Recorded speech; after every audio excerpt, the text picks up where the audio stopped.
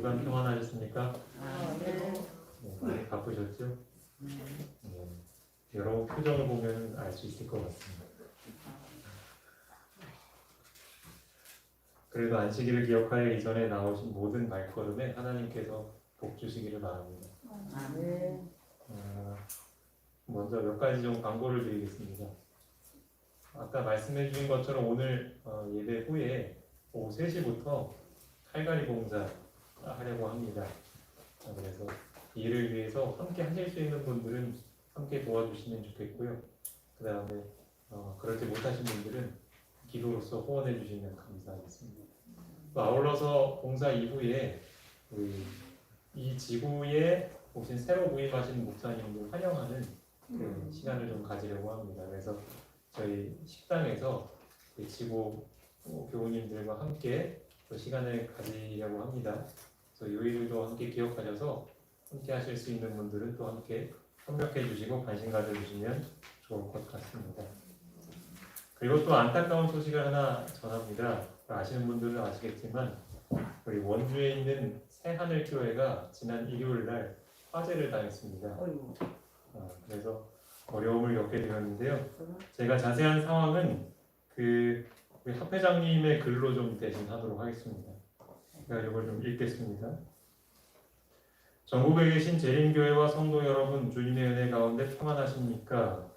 코로나19로 인하여 지난 2년 동안 위축되었던 모든 활동들이 재개되며 교회도 이제 선교 활동을 재개하며 활력을 찾아가고 있습니다. 우리 모두는 모든 교회들이 사역의 활력을 회복하여 하나님의 복음 사명을 완수하는 그날을 기대하며 교회를 재정비하고 새로운 계획들로 분주하게 움직이고 있습니다. 동중하나회 원주 새하늘교회도 이런 변화에 준비하며 힘을 기울여 왔습니다.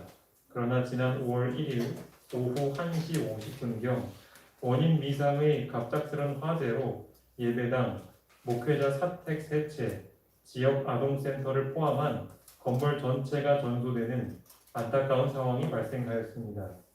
다행히 인명피해는 없었지만 마침 코로나 이후 교회의 부흥을 기대하며 합심하여 교회를 청소하기 위하여 모였던 성도들은 하나님의 성전이 순식간에 타버리는 처참한 광경을 목격해야만 했습니다. 큰 충격과 상심으로 잿더미가 된 성전과 함께 새카맣게 타버린 마음을 쓸어내려야 했습니다. 돌연 황망한 사고를 접한 성도들은 18년 전 퇴근 후에 모여 새벽까지 손수 벽돌을 나르며 하나님의 집을 지었던 일을 떠올리며 터져나오는 울음을 감출 수 없었습니다. 그러다 감당하기 힘든 슬픔 가운데서도 성도들은 다시 마음을 추스르며 인명피해가 없도록 지켜주시고 화염이 인근 주택가나 산으로 옮겨 붙지 않은 것에 감사하고 있습니다. 뿐만 아니라 당장은 하나님의 뜻을 헤아릴 수 없지만 더 좋은 것으로 채우실 것을 확신하며 하나님의 인도를 간구하고 있습니다. 교회는 이러한 난국을 극복하고 성전 재건 등 향후 방안을 위해 기도하며 대책을 마련하고 있습니다. 그러나 화재보험 보상과 성도들의 헌신만으로는 이전 규모의 성전을 다시 세우기에는 너무나 자금이 부족하고 힘겨울 것으로 예상됩니다.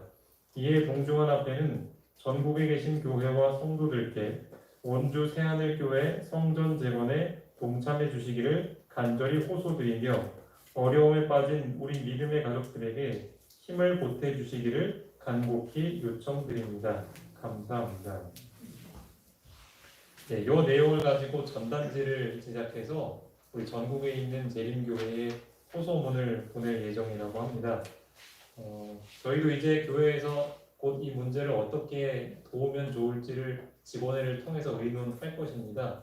우리 성도님들은 이 일을 기억해 주시고 기도하실 때마다 함께 교회를 위해서 기도해 주시고 또 저희가 함께 돕자고 동참하자고 말씀드리면 준비된 마음을 함께 담아서 드려주시면 감사하겠습니다.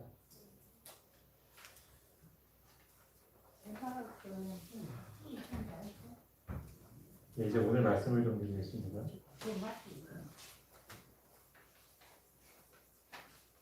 네, 화면을 네, 이렇게 잘 주시겠군요.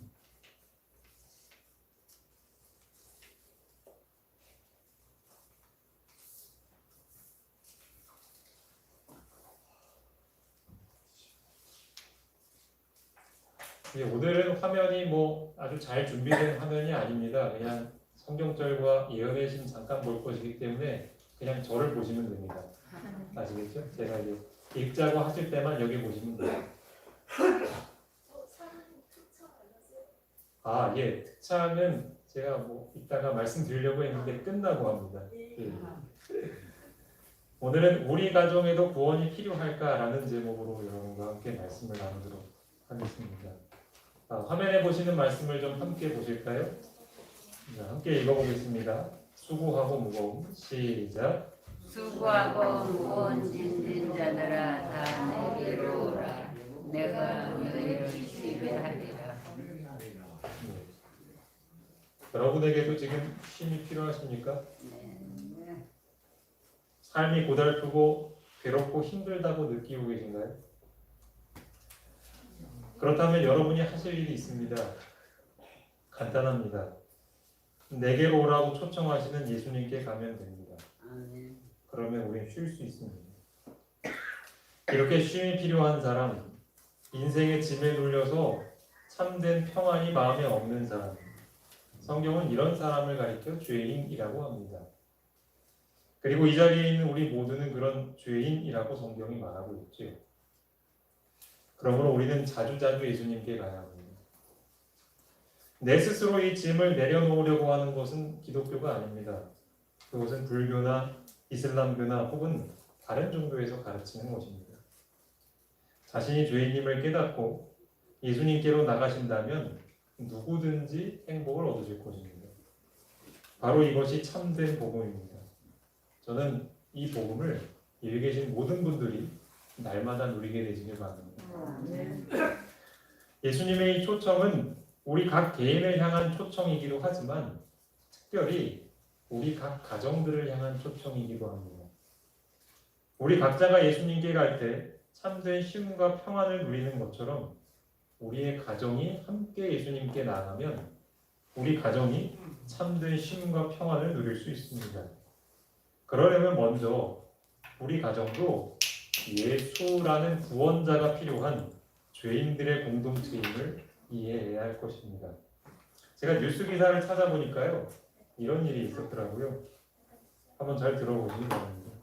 한 80대 부부가 이제 설날을 맞아서 자녀들과 함께 모임을 갖고 있었는데 갑자기 그 집 큰 며느리가 들이닥쳐서 시아버지를 붙잡고 다짜고짜 욕설을 퍼부었습니다.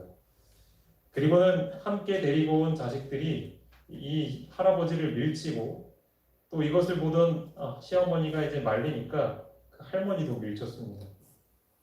그 며느리의 아들은 호신용 스프레이를 준비해 와서 할아버지 얼굴에 뿌려서 할아버지가 움직이지 못하게 만들었습니다. 이 상황을 보고 놀란 고모가 이웃에게 도움을 요청하러 가자 고모의 머리채를 잡고 침대로 던지고 목 부위를 수차례 잡아뜯는 등의 폭력을 행사했습니다. 그래도 분이 풀리지 않았던 이 며느리와 그 자녀들은 쓰레기통을 뒤집어 뿌리고 주방에 있던 우유와 김치와 달걀 등을 가지고 와서 고모에게 던지기까지 하는 난동을 부렸습니다. 나중에 이런 일이 왜 있었는지를 경찰에서 조사해 보니 예전에 이 시아버지가 자기 명의로 된 땅과 건물을 막내딸에게 줬다고 해요. 근데 이 며느리가 그걸 알고 시아버지를 찾아가서 아버님 그거 취소하시고 저희한테 주십시오 이렇게 요구를 했답니다. 근데 이제 시아버지가 그걸 거절한 거예요. 그러니까 며느리가 자기 요구를 관철시키기 위해서 명절에 이런 난동을 부린 겁니다. 요즘 부동산 값이 많이 오르죠, 그렇죠? 서울 같은 곳은 뭐 정말 부지기수로 오릅니다. 재산 상속을 둘러싼 다툼도 그래서 함께 늘고 있는데 특별히 명절 전후로 가족들이 모였을 때 이런 갈등들이 많이 일어난다고 합니다. 여러분 지금 이 시대의 가정들에도 참된 쉼과 평안이 필요하겠습니까? 그렇죠? 구원이 필요하겠죠? 어느 때보다도 그렇습니다. 다양한 갈등으로 몸살을 겪고 있는 것이 이 시대의 가정들입니다. 그렇다면 우리는 우리 주변의 이런 가정들을 위해서 뭘 해야 될까요? 예수님께 나아가 참된 쉼을 경험하는 이 단순하고도 실제적인 복음을 우리는 전해줘야 하겠습니다. 이런 얘기를 들으면서 아마 이런 생각을 하시는 분들이 계실 거예요. 저런 문제는 뭐 교회 안 다니는 사람들이나 겪는 거지 우리처럼 교회 다니는 사람들한테는 먼 이야기야. 근데 하지만 그렇지가 않습니다. 중요한 건 뭐냐면 교회 다니냐 안 다니느냐가 아닙니다. 그 가족들 모두가 자신이 구원이 필요한 죄인임을 깨달았는지, 그래서 가족들이 함께 자신들의 문제를 자주자주 예수님께 갖고 나가는지 거기에 달려 있는 것이죠. 이러한 실제적이고 참된 구원이 먼저 우리 가정에서 날마다 경험이 되어야만 사람들은 우리가 복음을 전할 때 귀를 기울여 들을 겁니다. 아까 소개한 가정처럼 성경에도 이와 유사한 문제로 어려움을 겪은 한 가정이 등장합니다. 그 가정은 바로 야곱의 가정이었습니다. 어느 날 이 집의 가장이자 아버지였던 이삭은 첫째 아들을 부르죠. 그 이름은 에서였습니다. 자기가 곧 죽게 될 걸 알고 에서에게 장자의 축복을 주려고 다른 가족들 몰래 큰아들을 불러요. 그런데 어머니 리브가가 그 사실을 알게 되었죠. 그래서 급히 작은 아들 야곱을 부릅니다. 이제 곧 형이 장자의 축복을 받게 생겼으니 네가 형인 척하고 들어가서 대신 축복을 받아. 야곱은 엄마가 시키는 대로 해서 아버지를 속이고 그렇게 원하던 장자의 축복을 받습니다. 뒤늦게 이 사실을 알게 된 에서는 몹시 분노하면서 나 이제 아버지 돌아가시면 동생 죽일 거야 라고 막 동네방네 떠들고 다닙니다.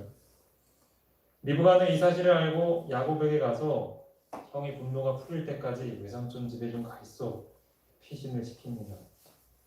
이 일로 야곱 가정의 형제 관계, 부부 관계, 부모와 자식 관계 가릴 것 없이 모두 다 산산조각이 나버리죠. 사실 이 갈등의 도화선이 된 문제가 장자권 문제였습니다. 근데 이 장자권 문제는 사실 오래전부터 이 가정의 숙제였습니다.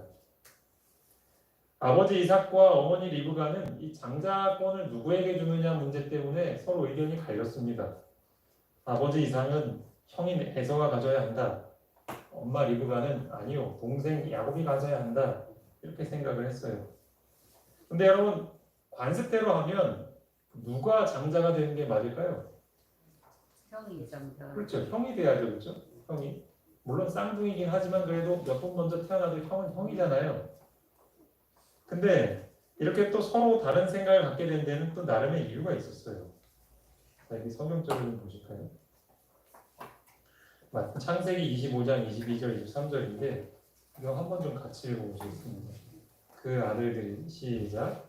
그 아들들이 그의 배 속에서 서로 싸우는지라 그가 이르되 이럴 경우에는 내가 어찌할꼬 하고 가서 여호와께 묻자온대 여호와께서 그에게 이르시되 두 국민이 내 태중에 있었구나 두 중이족이 내 복중에서부터 나이리라 이 족속이 저 족속보다 강하겠고 큰 자가 어린 자를 섬기리라 하셨더라.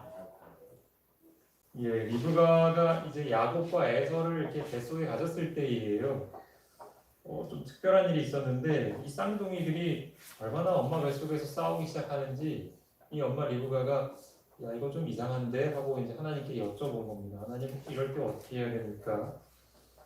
그러니까 이제 하나님께서 답을 주시기를 여기 나와 있는 것처럼 큰 자가 어린 자를 섬기리라 이런 말씀을 주시는 거예요. 그러니까 한마디로 동생이 장자가 될 거다 그 얘기를 미리 하신 거예요.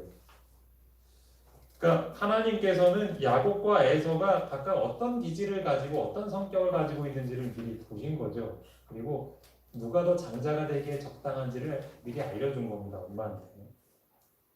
그리고 실제로 이후에 이제 에서의 삶을 한번 살펴보면요, 하나님이 말씀하시는 것이 100번 옳았다는 것을 알게 됩니다.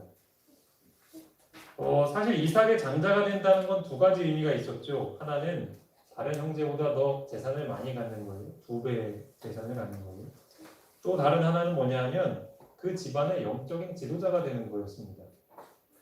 다시 말하면 그 가정에 예배 드릴 때 그 예배를 주관하는 제사장이 되고 또 이제 세상에 태어나게 될 구주 예수님의 조상이 되는 특권이 바로 이 장자가 누릴 특권이었어요. 그런데 이런 특권을 누리려면 반드시 해야 할 의무도 따랐습니다. 그것은 하나님이 시키시는 것 모든 요구에 순종해야 하고요. 또 하나님을 위해 봉사하는 일에 시간과 노력을 들여야 했습니다. 에서도 어릴 때부터 아버지한테 이 얘기 많이 들었어요. 넌 장자니까 이런 거 잘 해야 된다고. 근데 에서는 그런 거에 별로 관심이 없었어요. 그냥 장자가 되면은 2배로 재산을 받네 그것만 관심이 있었죠. 나머지 특권과 의무들에는 별 관심이 없었어요. 그냥 가족들이 같이 제사를 드리니까 드리는데 별로 재미도 없고 또 하나님 율법 지키라고 엄마 아빠가 가르쳐 주는데 그거 따르는 일이 되게 답답한 구속처럼 여겨졌어요. 그래서 하루빨리 벗어나고 싶었죠. 그걸. 그저 장자가 되어서 많은 몫의 재물을 챙기면 그거 가지고 남은 여생 즐기고 사는 게 에서가 바라는 것이었습니다. 그런데 동생 야곱은 달랐어요. 사실 장자의 순위에서 밀려서 장자가 될 가능성은 별로 없었지만 이 야곱은 오히려 형보다 이 영적인 특권에 더 관심이 많았습니다. 그래서 하나님과 소통하고 또 가족들을 대표해서 제사를 주관하는 일에 되게 관심이 많았고요. 그런 일을 되게 하고 싶어 했어요. 그리고 장자가 되면 내가 메시아의 조상이 된다. 구원자의 조상이 된다. 이게 이 야곱에게는 굉장히 큰 영예처럼 느껴졌거든요. 근데 야곱은 장자가 되기를 너무나 간절하게 원했어요. 이 아버지 이삭이 볼 때도 이렇게 보일 거 아니에요. 이 모습이. 에서의 모습도 보이고 야곱의 모습도 보일 거 아니에요. 그렇죠? 근데 이쯤 되면 아버지 이삭이 이제 형이 아니라 이제 좀 동생을 시켜야 하나? 이런 생각을 좀 할 만도 하잖아요. 그런데도 그러지는 않았습니다. 한번 보실까요? 여기 부조와 선지자 178쪽에 있는 글인데 이 말씀도 좀 함께 읽어보겠습니다.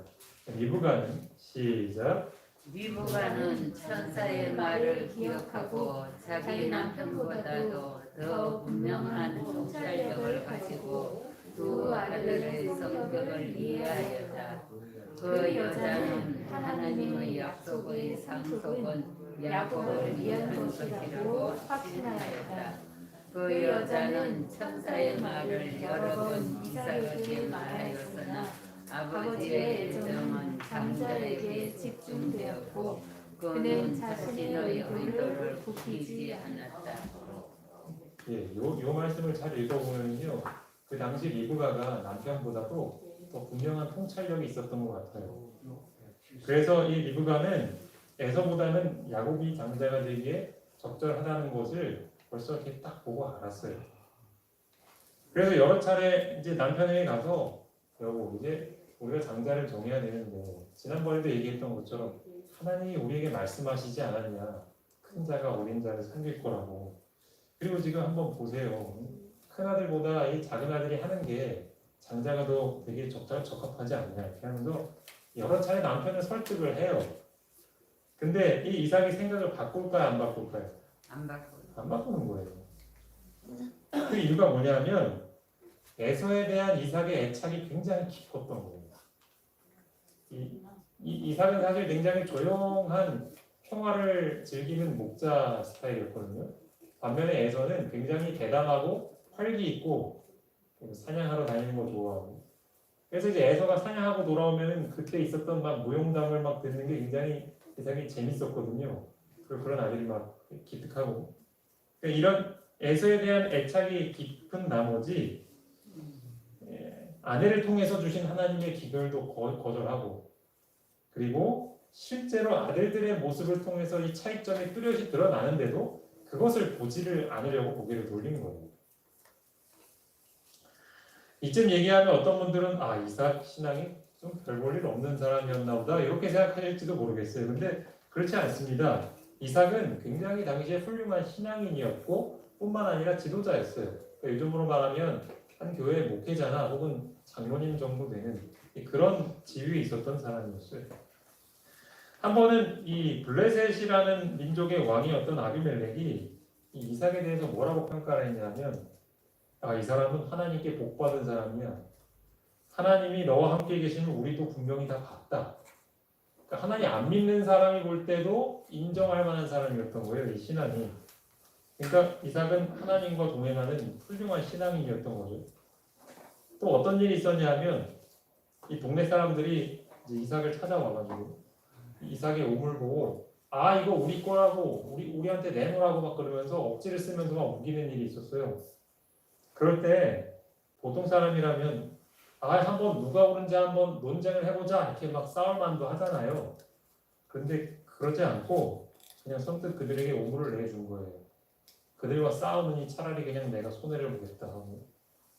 그러니까 보통 사람에게서 보기 힘든 온유한 성품을 가지고 있었죠. 하나님은 이런 이삭을 선택하셨고 아브라함의 대를 이어서 축복을 해주셨습니다. 이삭은 이렇게 주변 사람들에게도 인정받고 또 하나님 선택도 받은 굉장히 훌륭한 가장이었고 또 지도자였습니다. 그럼에도 불구하고 이 장자를 누구로 선택할 것인지 문제에 있어서는 하나님의 분명한 뜻을 거스르는 거예요. 그리고 이것이 이 가정의 불행을 초래한 원인이 된 것이죠.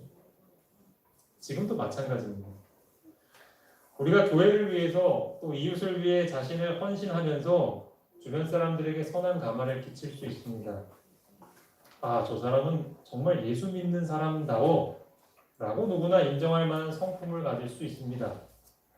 그렇게 훌륭한 신자도요, 자신의 애정을 하나님의 뜻에 굴복하지 않으면 가정을 불행하게 만들고 관계를 깨어지게 할 수 있다는 사실을 우리는 잊지 않아야 합니다. 혹 여러분 이 중에서 나는 이 시대의 이삭과 같은 사람이라고 생각하십니까? 혹은 저분은 정말 이삭과 같이 훌륭한 신앙인이고 지도자야 라고 여기는 분이 혹시 계신가요? 그렇다면 여러분 기억하십시오. 그분도 혹은 나 자신도요, 언제든지 이삭처럼 하나님의 뜻을 거스를 수 있는 죄인이라는 사실을 말입니다. 나는 예수님의 구원이 필요한 죄인이야 라는 사실을 한순간도 잊지 않는 것이 중요합니다.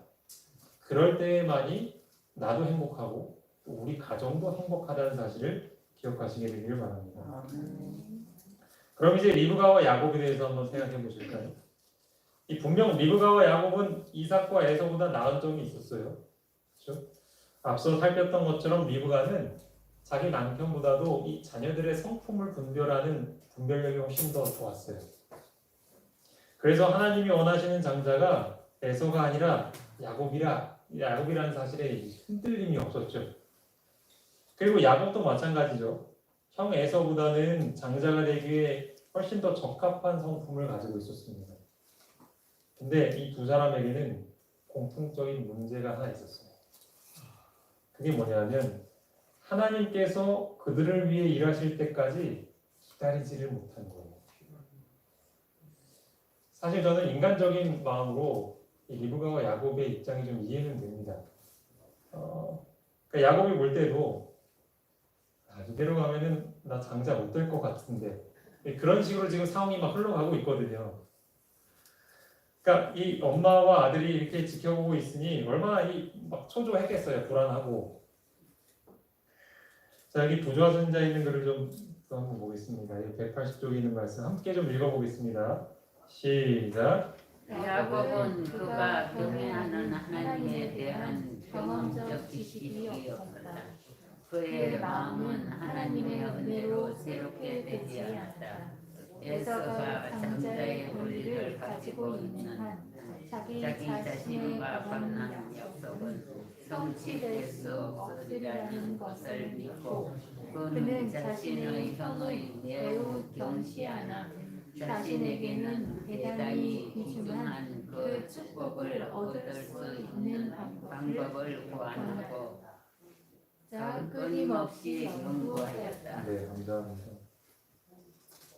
자, 이걸 잘 읽어보면요, 야곱과 리브가가 얼마나 초조하고 불안해했는지를 알 수 있어요. 그러니까 그럴 수밖에 없었던 게 결국 따지고 들어가 보면 근본 원인은 뭐냐면 하나님을 온전히 신뢰하지 못했기 때문에 그런 거예요.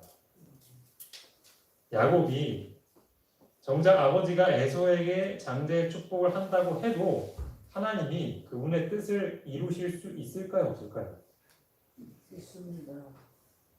있으시죠. 하나님이 그거 하나 못 하시겠어요? 말 한마디로 사람의 생명을 왔다 갔다 하실 수 있는 분인데. 그러는데 하나님께서는 미리 약속하셨는데 그걸 깨뜨리지를 못할 것 같아요. 그렇죠. 그러니까 하나님은 자기가 약속한 걸 얼마든지 이루실 수 있는 분이에요. 근데 우리가 볼 때는 그렇지 않을 것처럼 상황이 막 흘러가면 막 불안한 거예요. 안 될까봐 그렇게. 그러니까 리브가와 야곱도 우리와 똑같은 거예요. 머리로는 그게 이해가 되죠. 하나님이 해주실 거야. 불안한 마음을 다잡으면서 막 기도는 하는데 여전히 마음은 어떠냐 하면 불안하고 초조한 거예요. 그래서 기도하고 돌아서면 하는 일이 뭐예요? 머릿속으로 계속 어떻게 하면 저 장자권을 야곱이 받게 할까 그것만 구상하고 있는 거예요. 엄마랑 아들이. 그러다가 이제 상황이 딱 와서 이제 뭔가 우리가 해볼 수 있는 상황이 됐다 해서 아까 처음에 소개해드린 그 일이 꿈인 거죠. 근데 여러분 그렇게 자기들이 생각한 최선의 방법으로 목적을 달성했잖아요. 야곱이 축복받았잖아요. 그러고 나서 정말 그 가정이 축복을 받은 가정처럼 살았나요? 흐트러졌지. 네, 엉망이 됐어요. 그 결과는 쓰라린 고민과 슬픔만 나왔을 뿐입니다. 지금도 마찬가지예요. 많은 교인들이요. 나는 예수님을 믿는다 그렇게 자신 있게 말을 해요. 그런데 막상 현실에 가면요. 하나님이 이미 약속하셨음에도 불구하고 그게 안 이루어지면 어떡하나 진짜 하나님 그거 하실 수 있나 하는 생각 때문에 되게 불안해하고 초조해합니다. 그래서 기도하고 돌아서면 그 방법을 찾기 위해서 막 골몰하는 거예요. 하루 종일 어떻게 하면 이 문제 해결하지? 그러다 결국은 자기 생각대로 행동을 해서 야곱과 리브가처럼 일을 그르치게 되는 겁니다. 여러분 분명한 사실은 하나님은 자기가 하신 약속을 지키실 수 있습니다. 아무리 우리가 보기에 불가능하고 불리해 보여도 말이죠. 우리가 또 기억해야 할 건 뭐냐면요. 이 축복은요. 하나님이 보실 때 가장 적당한 시간과 방법으로 주어져야만 그게 축복인 거예요. 내가 생각하기에 이거 하나님 약속해 주셨어? 이때 하나님이 주셔야 해? 하고 내가 이렇게 생각하는 대로 막 받으려고 쟁취하잖아요. 그럼 그건 축복 같지만 오히려 저주가 되는 거야. 야곱 가정이 그거를 우리에게 보여주고 있는 거죠. 그럼에도 여전히 많은 교인들이 하나님께서 이루실 것을 기다리지 못하고 결국 내 손을 써버리는 이유는 믿음이 부족하기 때문인 거죠. 믿음이란 지식을 통해서 배우는 것으로 그칠 수 없는 문제입니다. 삶 속에서 그 믿음을 활용해 가면서 경험적으로 배워야 하는 거예요. 여러분 수영할 줄 아세요 혹시? 여기 수영할 줄 아는 분 계신가요?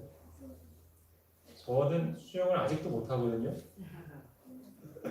제가 사실 운동 쪽에는 정말 소질이 없어가지고 잘 못하는데 이제 수영은 좀 해야 될 것 같다는 생각이 들어서 제가 대학 다닐 때 그 수영을 한번 수업을 끊어서 배워봤어요.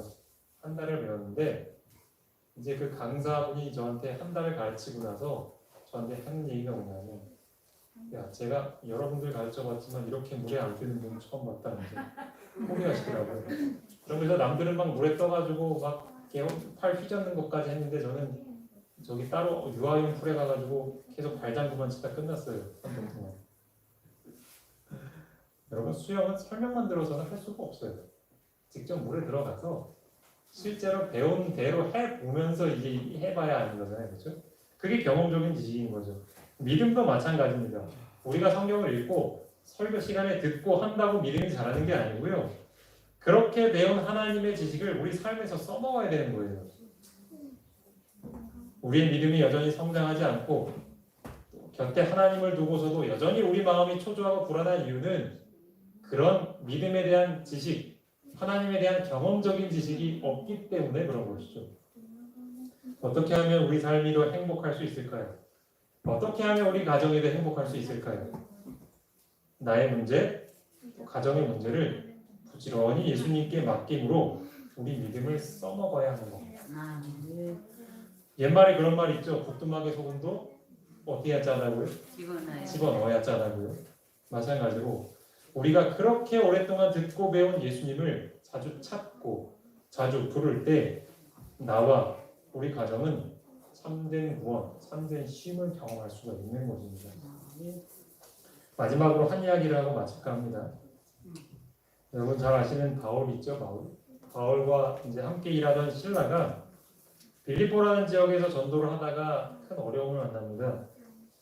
거기서 귀신 들린 여종 한 명을 고쳐주었는데 오히려 그것 때문에 감옥에 잡혀 들어가요.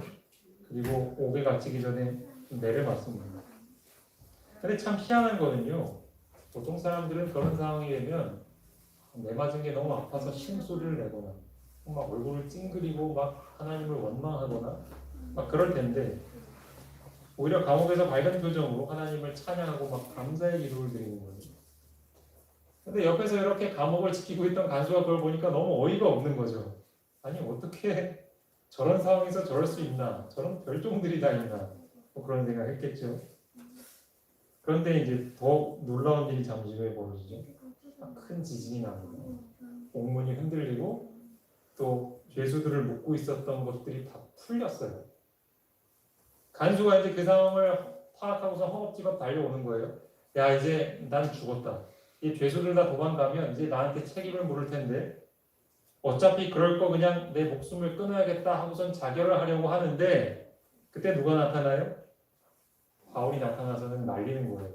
아 죽지 말라고 우리 도망가다 여기 있다고. 그러니까 간수는 다시 한번 충격을 받는 거예요. 아니 저 사람들은 왜 도망도 안 가고 저러고 있지? 하는 생각을. 저 사람들은 뭔가 내가 알고 있지 못한 걸 알고 있는 대단한 분들인 것 같다. 라는 생각이 이제 오래전부터 들어서 이제 이 간수가 바울 앞에 가서 엎드리는 거예요. 그리고 물었어요. 선생님, 도대체 제가 어떻게 해야 그런 구원을 경험할 수 있습니까? 그랬더니 바울과 신라가 이렇게 대답을 하죠. 같이 읽어보실까요? 사도행전 16장 31절부터 34절 말씀입니다. 함께 읽어보시겠습니다. 시작. 이러시되 주 예수를 믿으라. 그리하면 너와 내 집이 구원을 받으리라 하고 주의 말씀을 그 사람과 그 집에 있는 모든 사람에게 전하더라. 그 밤 그 시각에 간수가 그들을 데려다가 그 맞은 자리를 씻어주고 자기와 그 온 가족이 다 침례를 받은 후 그들을 데리고 자기 집에 올라와서 음식을 차려주고 그와 온 집안이 하나님을 믿음으로 크게 기뻐하니라. 아멘. 여기서 우리가 정말로 주목해야 할 부분이 있어요. 해보세요. 간수는 바울과 신라에게 뭐라고 물어봤냐면 내가 어떻게 해야 구원을 받을 수 있냐고 물었어요. 그랬는데 이 바울과 신라가 뭐라고 대답했냐면 주 예수를 믿으라. 그리하면 너와 누가 구원을 받는다고요? 온 가족이. 네, 내 집이 구원을 받으리라 그렇게 얘기한 거예요. 그러니까 여러분 구원을 얻는 방법 우리가 인생의 수고와 짐으로부터 벗어나서 참된 쉼을 경험하는 방법은 같은 거예요. 내가 구원받는 방법과 우리 가정이 구원을 받는 방법은 같은 거예요. 자신이 구원이 필요한 죄인임을 깨달을 때마다 예수님께 가면 내 자신이 구원을 늘 경험하는 거예요.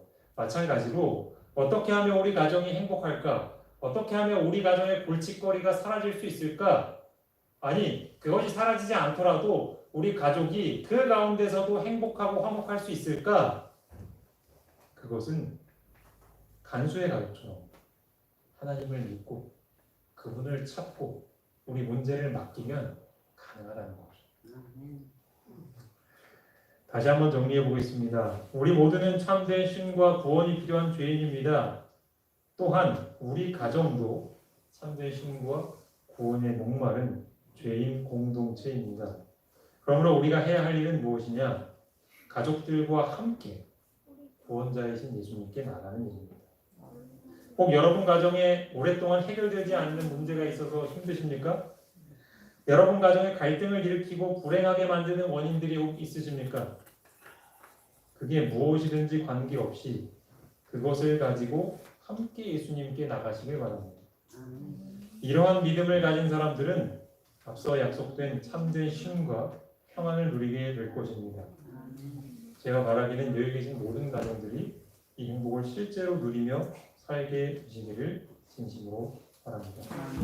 네, 오늘은 우리가 함께 찬양을 끝찬미를 부르지 않고 특별한 찬미를 들으시고 그리고 나서 제가 기도하고 예배를 마무리하도록 하겠습니다.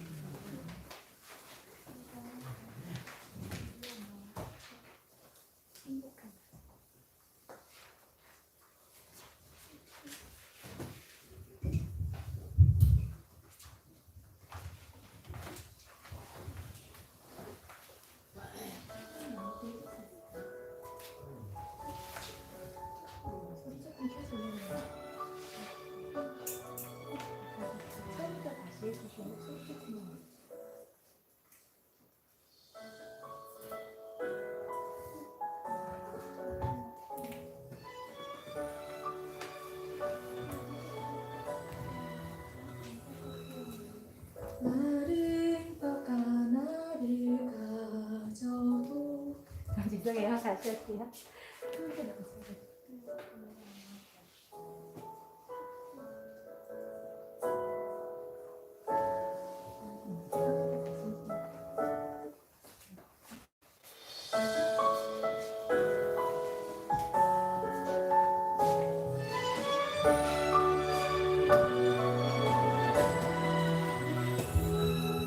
마른 떡 하나를 가져도 감사하며 나누는 가정 서로의 연약함을 알고 사랑으로 감싸주는 가정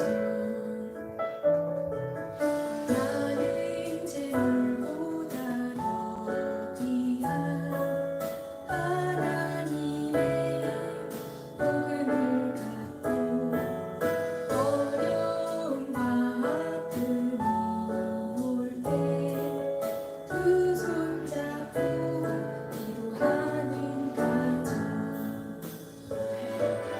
예수님 오신 가정 작은 천국이라 예수님 오신 가정은 참 행복이네 험한 세상 살도록 아픔도 있겠지만 예수님과 사는 가정은 행복한 가정이라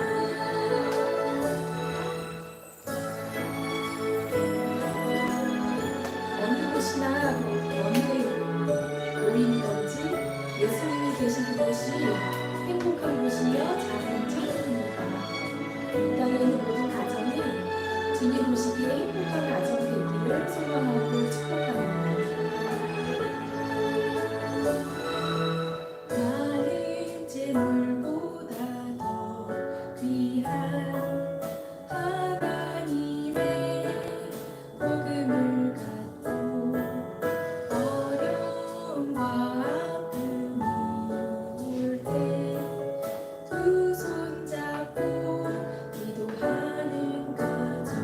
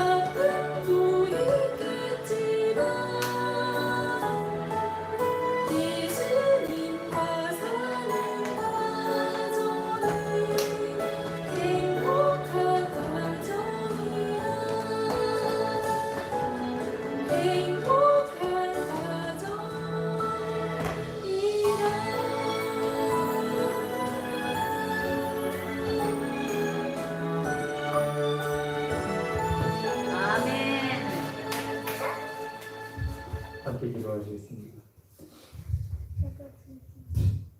사랑의 아버지 하나님, 지금 이 시각에도 많은 가정들은 해결 방법을 알지 못한 채 그 가정의 갈등과 문제로 인하여 신음하고 아파하고 있습니다. 그리고 주님을 안다 하는 우리 안에서도 여전히 가정의 아픔과 또 갈등으로 숨죽이며 괴로워하고 있는 그 모습을 주님 보고 계시지 않습니까? 아버지, 우리 곁에 행복의 근원이신 예수님이 계신데도 우리가 믿음이 없어서 주님을 간절히 찾지 못하지는 않았습니까? 이제 주님께서 우리를 향한 부르시는 그 초청을 알아듣고 예수님께 나아가게 되길 바랍니다. 더 이상 다른 데서 오물을 찾지 않고 우리의 영원한 만족을 주실 예수님께 우리 가정의 모든 문제와 갈등들을 내어놓을 수 있도록 이 자리에 있는 우리 모두에게 참된 믿음을 허락하여 주시옵소서. 그리고 그 복음을 다른 이웃과 가정들에게도 전할 수 있는 주님의 자녀들이 될 수 있도록 축복하여 주시옵소서. 예수님의 이름으로 기도합니다.